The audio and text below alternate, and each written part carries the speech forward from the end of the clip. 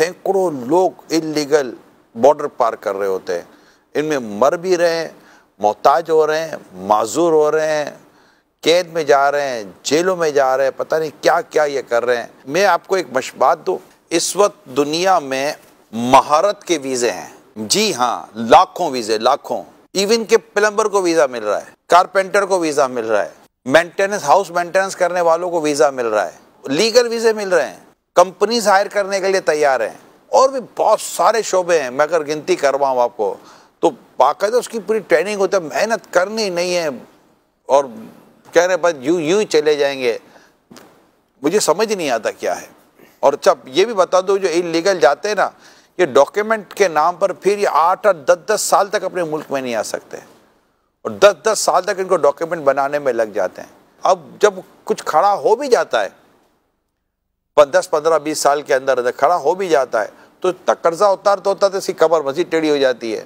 اب جو بچہ اب یہ اس کا اپنا ہے، لیکن اس کے تو سارے 15-20-25 سال تو اسی میں نکل گئے۔ کیا کر رہا ہے یہ؟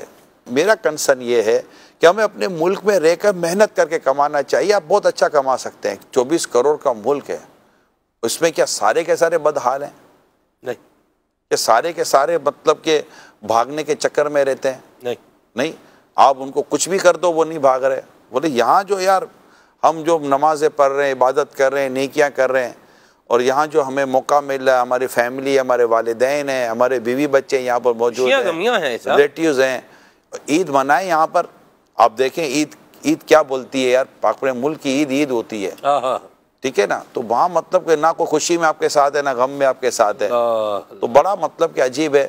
تو بس یہ میں تو یہاں جب تک کہ کوئی ایسی خاص مجبوری پریشانی نہیں آ جاتی کہ جس کے لیے واقعی آپ کو لگتا ہے کہ یار مطلب کہ چارہ نہیں ہے، تو یہ ایک الگ ٹاپک ہے، لیکن میکسیمم بندہ کوشش کرے کہ اپنے